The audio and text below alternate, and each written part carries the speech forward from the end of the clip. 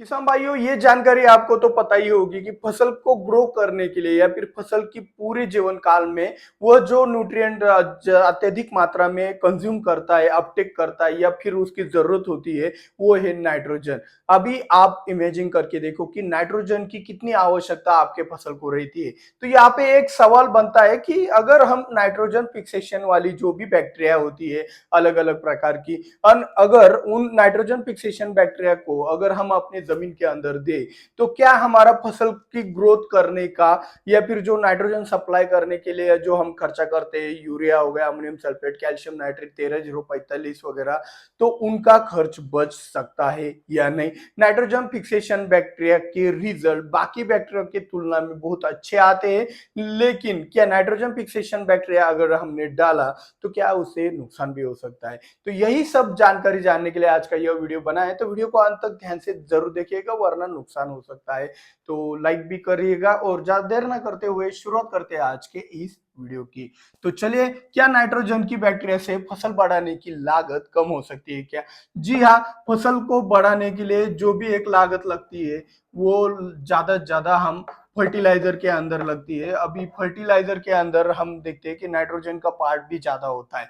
तो अगर nitrogen fixation वाले बैक्टीरिया हम आपके फसल को दे देंगे तो वहां पे नाइट्रोजन देने की जरूरत ही नहीं पड़ेगी।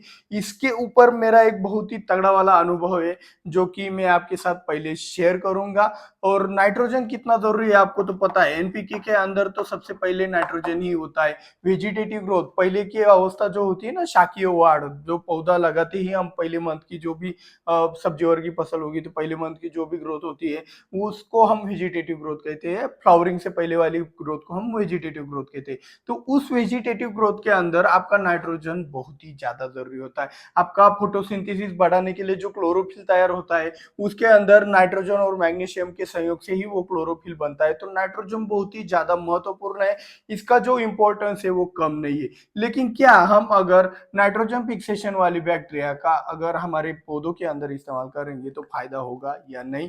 तो पहली बात एक जान लो कि अगर नाइट्रोजन फिक्सेशन वाली बैक्टीरिया अगर हमने हमारी फसल के अंदर डाली तो हमारे पौधों की ग्रोथ बहुत ही शानदार होगी, उसमें कोई भी टेंशन वाली बात नहीं है। लेकिन एक अड़चन आएगी, मेरा अनुभव बताता हूँ। मेरा एक किसान था अंगूर वाला, उस अंगूर वाले किसान को बैक्टीरिया की जो भी एक क्या कहते हैं उसके अंदर एक पैशन था। जो भी कंपनी की बैक्टीरिया आती वो ले लेता और अपने खेत के अंदर डाल देता। उसके बाद उसने क्या किया, बैक्टीरिया मल्टीप्लाई करने के लिए ऑक्सीडेशन का जो प्रोसेस होता है उसके लिए उसने क्या किया, बड़ा वाला टंकी बनाया। टंकी के अंदर जो पानी रहता था और उसमें ऐसा पाइप लगा के जो पानी चलाते रहता था। इससे उसका लॉजिक यही था कि उसके अंदर ऑक्सीजन की जो भी मात्रा है पानी के अंदर वो कम ना हो और मेरे बैक्टीरिया अच्छी तरीके से मल्टीप्लाई हो। ऐसा कुछ उसका लॉजिक था।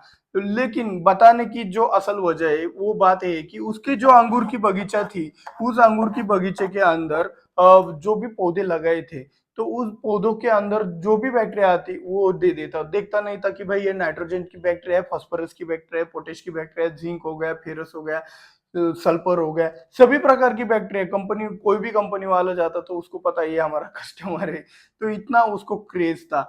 तो एक दिन क्या हुआ, जब हम उसके एक घर के पिछले वाले प्लॉट के अंदर गए तो उस प्लॉट के अंदर, अंगूर के प्लॉट के अंदर हमने ऑब्जर्वेशन किया कि जो पौधा है वो पौधा बिना किसी नाइट्रोजन के बढ़ रहा है। मतलब उसको कोई टेंशन ही नहीं। जब हमने उसका कटिंग किया, कटिंग करने के बाद उसका ग्रोथ अपने आप हो रहा था, कुछ करने का ही जरूरत नहीं। हम देखते रह गए। हम थोड़ा सा पहली बार पता नहीं था कि यार इस प्लॉट में का हिस्ट्री क्या है, तो हमने उससे पूछा तो वो बोला कि भाई मेरे फसल के अंदर मेरे को नाइट्रोजन देने की जरूरत ही नहीं, मेरे को सिर्फ ब्रेक लगा के रखना पड़ता है। ब्रेक? हमने पूछा ब्रेक मतलब क्या? तो उसने बोला कि जो नाइट्रोजन है वो मेरी जमीन के अंदर बहुत ज्यादा है और नाइट्रोजन ज्यादा होने के कारण फसल अपने आप बढ़ती है और मेरे को सिर्फ पोटेश से फसल को दबाना पड़ता है। यह समस्या यह नहीं है। मैंने आपको प्लॉट इसलिए दिया है कि मेरा फ्लावरिंग स्टेज में जो भी प्लॉट आता है वो फ्लावरिंग स्टेज स्टेज में जो भी एक फुलोरा अवस्था होती है, फुलोरा अवस्था में मेरे फल सड़ जाते हैं, फ्लावरिंग स्टेज सड़ जाती है। तो इसी समस्या से निपटने के लिए हम क्या कर सकते हैं? तो हमने बारीकाई से अध्ययन करने के बाद हमें पता चला कि यहाँ पे नाइट्रोजन फिक्सेशन वाली बैक्टीरिया दी है, जिसके कारण नाइट्रोजन का सप्लाई कंटिन्यूअसली होता है। शुरुआती अवस्था में तो मजा आ जाता है कि भाई सिर्फ ब्रेक दबाना है, नाइट्रोजन फुकट में मिल रहा है, फ्री में मिल रहा है नाइट्रोजन फिक्सेशन बैक्टीरिया से, तो वहां पे सिर्फ हमें ब्रेक लगाना है। लेकिन जैसे ही फ्लावरिंग स्टेज आती है तो इस बैक्टीरिया को ब्रेक नहीं लगा सकते।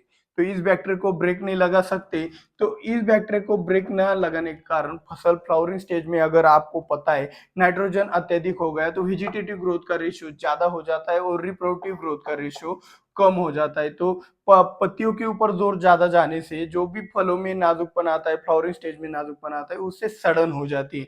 और उसी सड़न के कारण अगर आप देखो ना, आपकी फसल अगर सिर्फ बढ़ती रही तो भाई उससे कोई फायदा नहीं है। हमें हमारे फसल से फल निकालना है, तो फल निकालने के लिए आपका फ्लावरिंग स्टेज, फ्रूटिंग स्टेज बहुत ही जरूरी है, और मैच्योरिटी स्टेज तो बहुत दूर का रहा।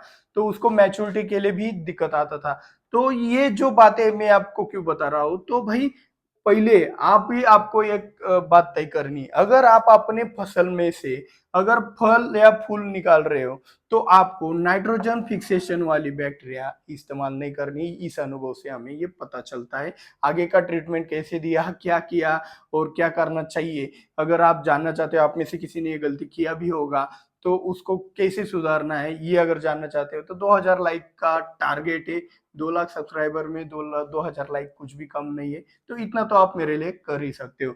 तो अभी मुद्दे की बात है कि जो नाइट्रोजन फिक्सेशन वाली बैक्टीरिया है वो आपको इस्तेमाल नहीं करना है।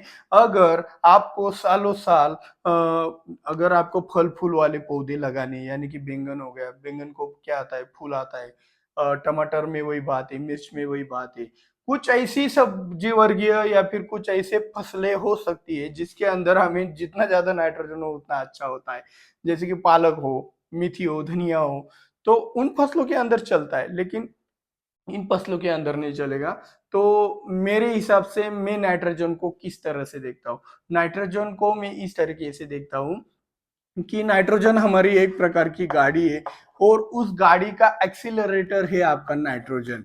अभी एक्सीलरेटर अपने आप चलने लगा तो ये गाड़ी रुकेगी नहीं, रुकेगी। ये गाड़ी नहीं रुकेगी तो कहीं ना कहीं ठुक जाएगी, जैसे कि फ्लावरिंग स्टेज में ठुक गई। तो इसको अगर कंट्रोल में रखना है तो नाइट्रोजन आपके कंट्रोल में होना चाहिए। तो इसीलिए आज की सीख, आज की खास बात यही बनती है कि नाइट्रोजन की बैक्टीरिया छोड़कर आप किसी भी बैक्टीरिया को इस्तेमाल कर सकते हो। यहाँ पे जिंक की भी बैक्टीरिया का इस्तेमाल करने की भी एक टेंशन मेरे को आ जाती है, क्योंकि नाइट्रोजन से जितना नुकसान होता है, अत्यधिक नाइट्रोजन से, उतना ही ज्यादा जिंक के बैक्टीरिया से भी नुकसान होता है।